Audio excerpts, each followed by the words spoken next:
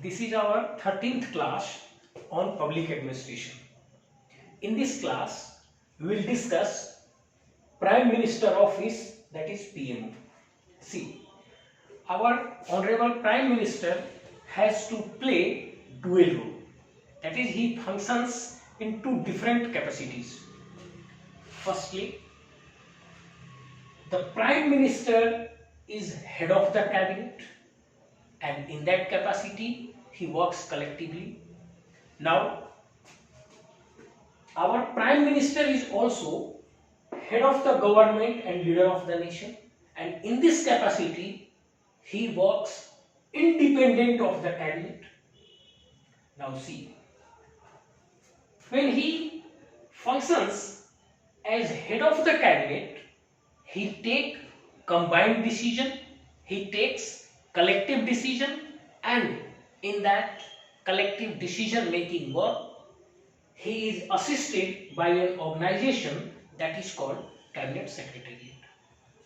Now, on the other hand, when he functions independent of the cabinet as head of the government and leader of the nation, in this case there is another organization to provide aid and assistance to PM, and this organization is known as Prime Minister Office or PMO.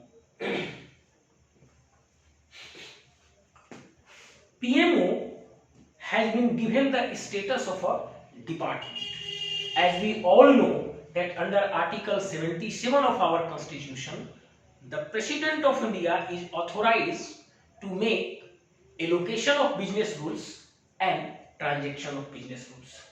Utilizing this authority, the President of India got formulated the allocation of business rules 1961. And in that allocation of business rules 1961, this office PMO has been given the status of a department. Now here I want to focus on some of the aspects of its origin. Sometimes it is asked that whether PMO is a constitutional organization.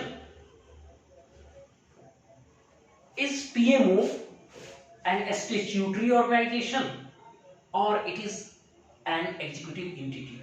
Now see, PMO does not have its origin from Constitution. Nowhere in the Constitution it finds mention. Hence, since it doesn't have its origin from Constitution, it is not a constitutional entity or constitutional organization. Similarly, it doesn't have its origin from any of the statute passed by our central legislature, that is Parliament. Thus, it also doesn't have its origin from any of the statute passed by central legislature. Hence, it is also not an statutory organization. Since it came into existence from allocation of business rules 1961, which is an executive decision. Hence, this is an executive entity and not a constitutional entity nor an statutory entity. Now, one more question arises, whether PMO is a line organization or it is a staff organization. See, line organization is the organization which holds authority and directly carries out the work. And staff organization is the organization which provides assistance to the line authority. Here, in this way, it is very well clear that PMO is not a line organization, but it is a staff organization and provides assistance to our Prime Minister when he functions as head of the government and independent of the cabinet. Here, in a simple way, since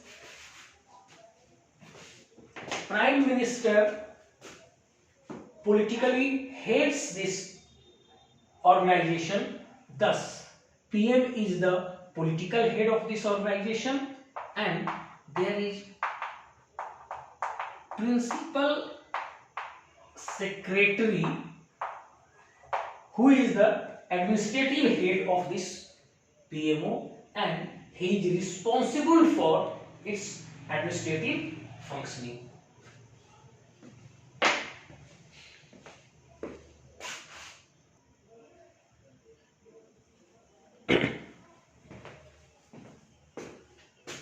Now, coming to the second part of this class. In this portion, we will discuss about the birth and evolution of PMO. As we all know that before 1947, there was British rule in India. Now, when there was British rule in India, the chief executive of central government was Governor General's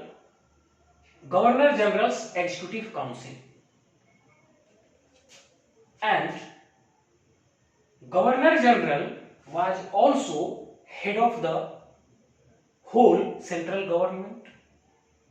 So, like our Prime Minister, he was also playing a dual role.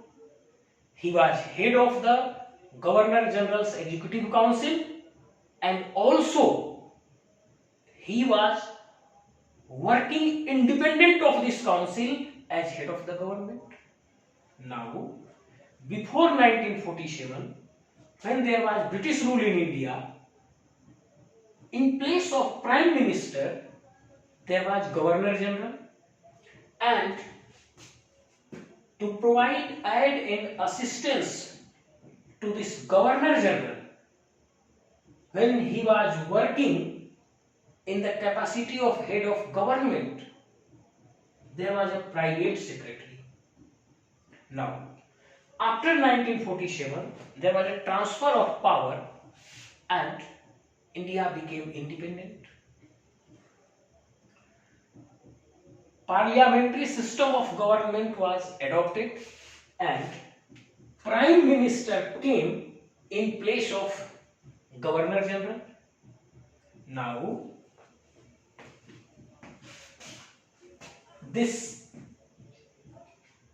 private secretary got converted into a whole full-fledged office, and this office came to be known as Prime Minister Secretariat.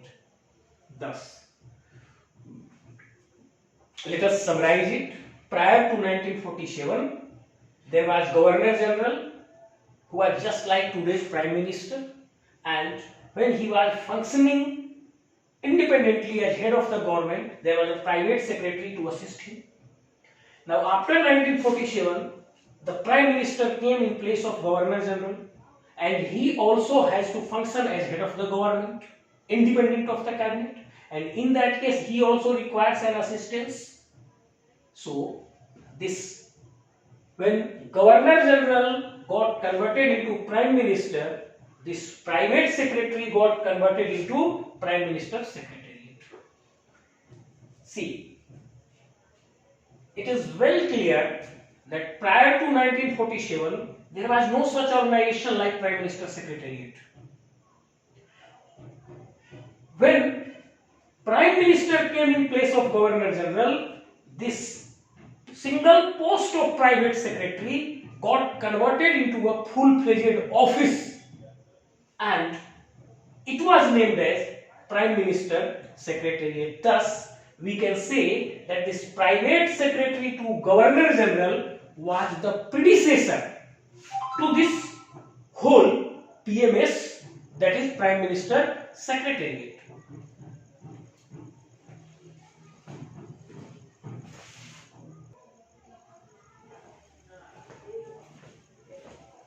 Now, coming to the third part of this class. In this portion, we will discuss about office structure of PMO and hierarchy of officials posted in PMO. See, I have already told you that PMO has been given the status of a department in Central Secretariat. So, the office structure of PMO is very much similar to that of other department in Central Secretariat. Also, the hierarchy of officials posted in this organization is similar to that of other department. See, in general,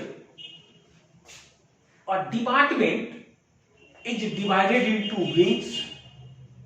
Further down the line, wings are divided into divisions. Divisions are divided into branches, and branches are finally at the bottom divided into section. Section is the functional unit of a department, and different type of functions are initiated here, and file moves up for the decision through this hierarchy. There is similar structure in PMO also. PMO itself is a department. This PMO is divided into number of wings. Further, each wing is divided into a number of divisions. Further down the line, each division is divided into a number of branches, and finally each branch is divided into number of sections, so that the different type of works should be initiated at the bottom level, and through file it should be moved. It would be moved to the upper hierarchy. Now, look at the hierarchy of officials posted in this PMO. As we all know that each department in our Central Secretariat is politically headed by a minister. So here this PMO is politically headed by our Honorable Prime Minister himself. So the political head of this PMO is our Honorable Prime Minister. Below him there is administrative head, and this administrative head is known as Principal Secretary.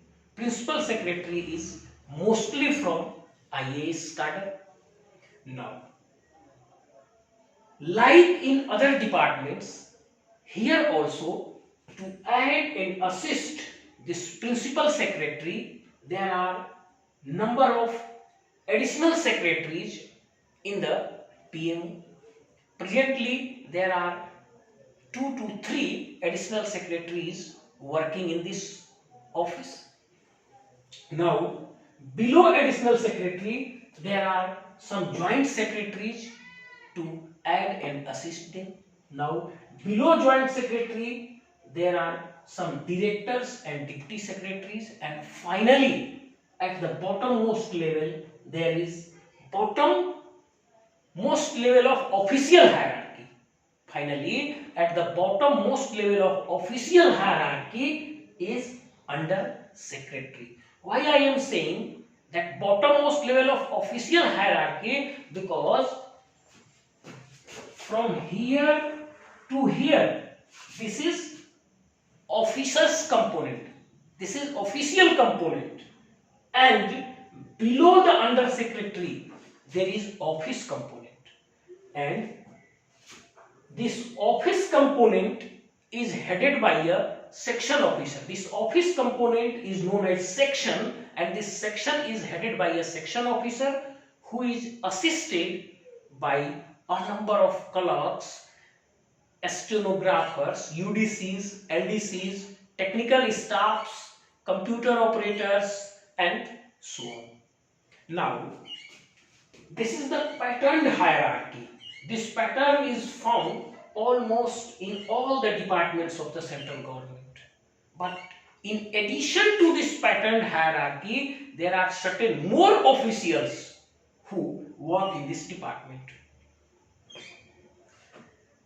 These officials are OSD, Officer on Special Duty, Linguistic Officer, Private Secretaries, Research Officers, Hindi Officers. These are the officers who are in addition to this hierarchy. Now, officer on special duty. If certain function of urgent nature arises, an officer is allotted with that work, and that work is to be completed within a limited time frame. And such officials are known as officer on special duty, because they are allotted some special work which is to be accomplished within a limited time frame. So those OSDs undertake such urgent nature of work. Similarly, there are certain private secretaries who assist our Prime Minister, since he is also the leader of our nation. Also, some linguistic officers, that is language officers, research officers, they are also working in this organization.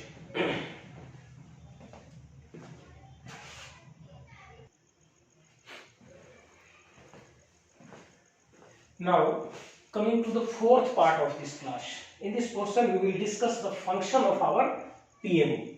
The first and foremost function of PMO is to aid and assist our Prime Minister when he works as head of the government.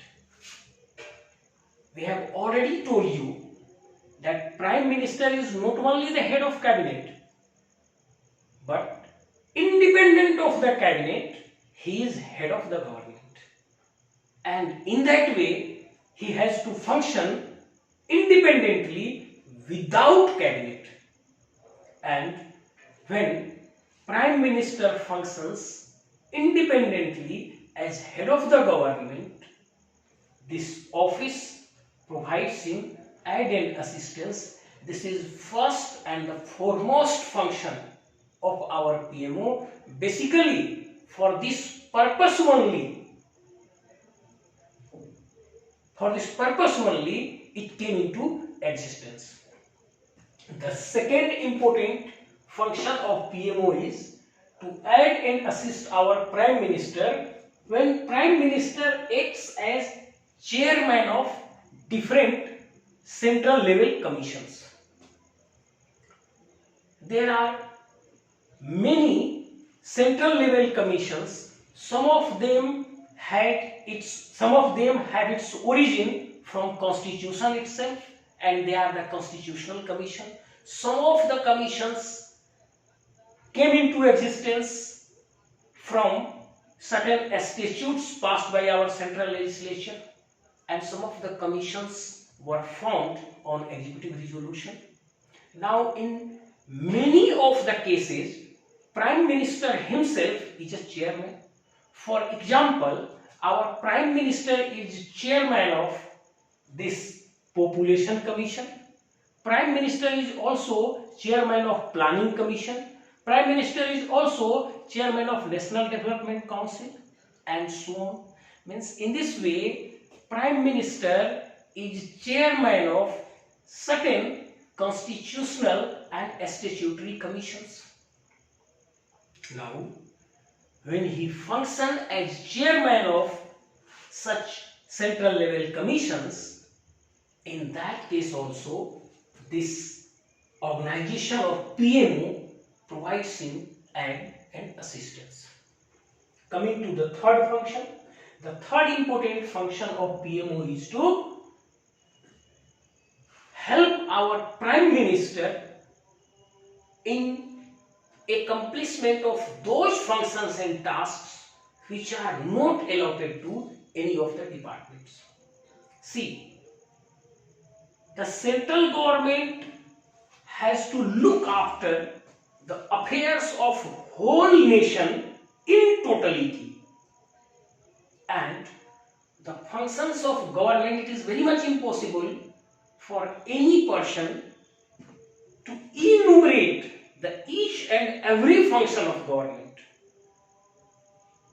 So there are certain functions, there are certain responsibilities which are not allotted to any of the ministry or department of central government.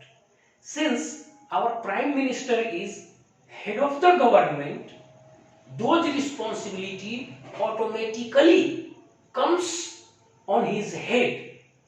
Now, Prime Minister has to look after those functions and responsibilities which have not been allotted to any of the ministry or departments. And when he does so, he is assisted by this Prime Minister office. Now, the fourth function is newly arised tasks. I have already told you, just a few minutes ago, I told you that the government of India has to function in totality. The government of India has to function in totality, and all the functions cannot be enumerated.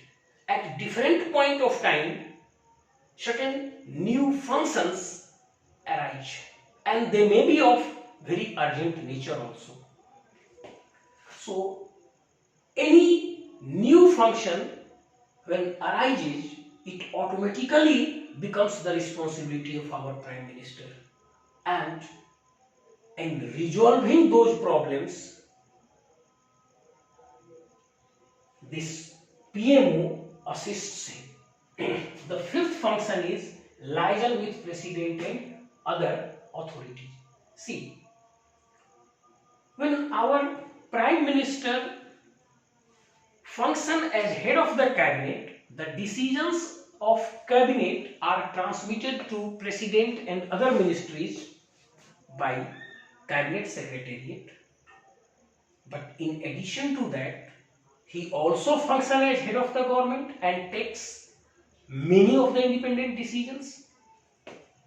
So when our Prime Minister functions as head of the government and take independence decision, that is, take decisions independent of cabinet, these decisions has to be informed to our President of India and also to different concerned ministries.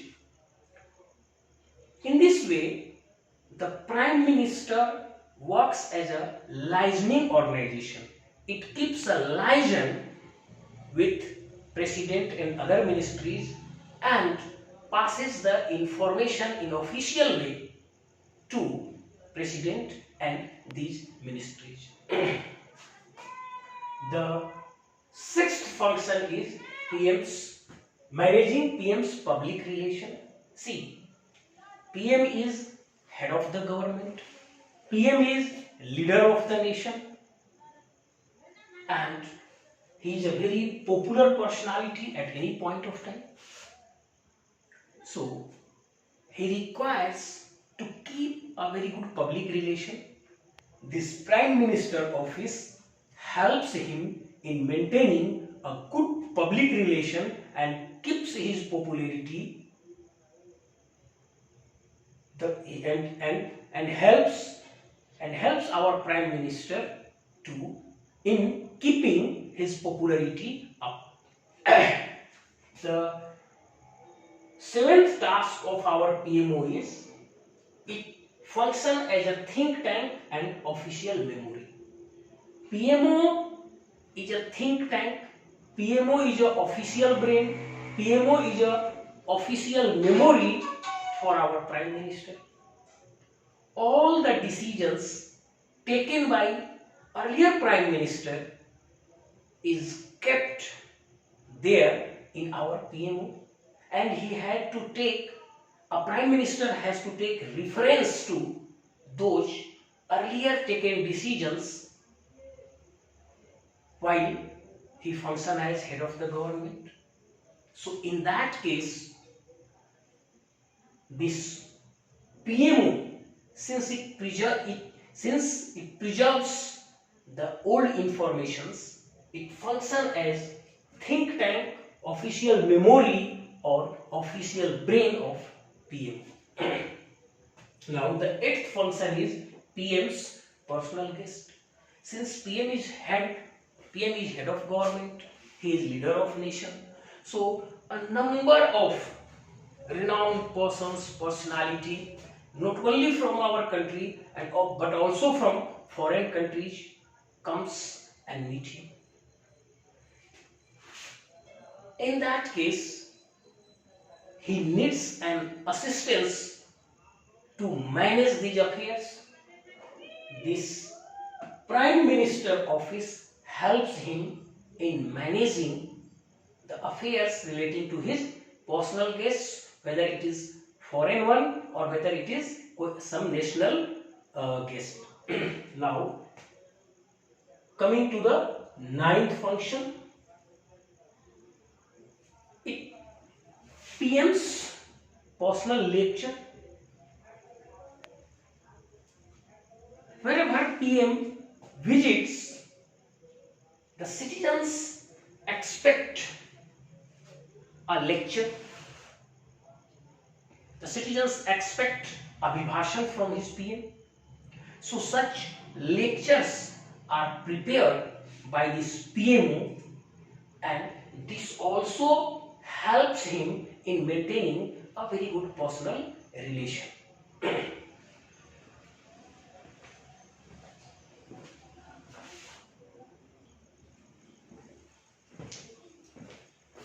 This is the fifth and last part of this class. In this portion, we will discuss about the concentration of power and authority in this PMO. We all know that prior to 1947, there was no such organization, and in place of this organization, there was a private secretary to Governor General.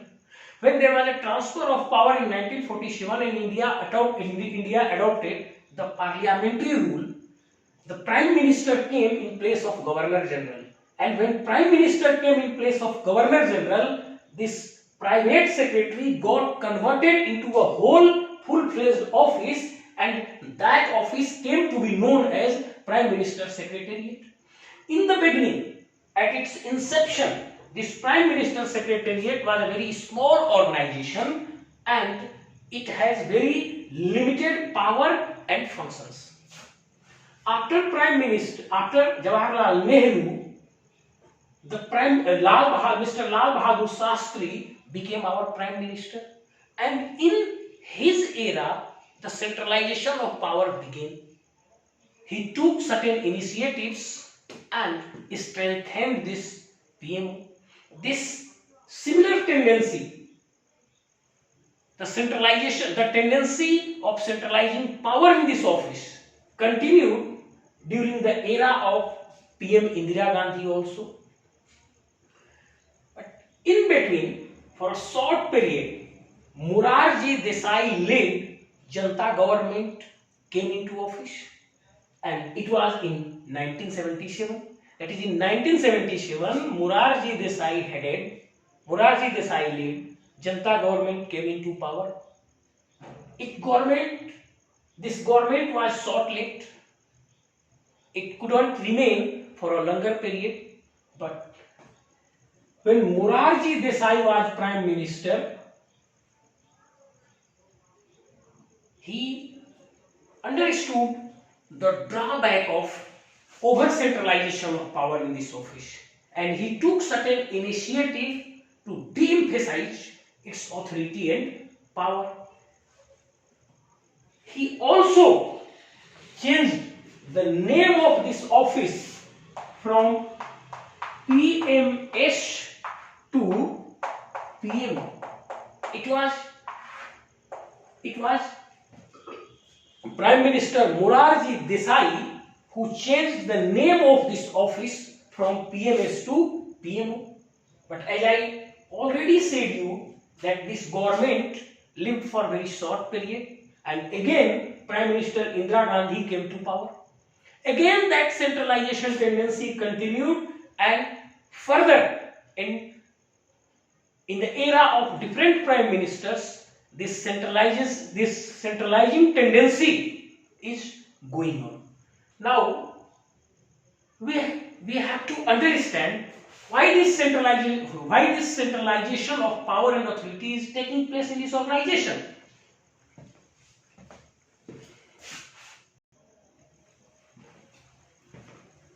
Now, to understand the centralizing tendency, we will have to discuss the two entities.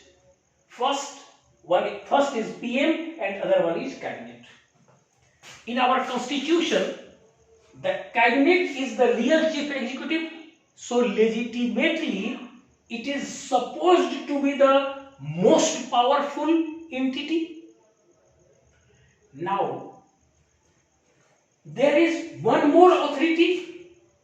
This is Prime Minister, and Prime Minister in many cases is an independent authority, and he functions independent of cabinet. In those cases, cabinet has nothing to say.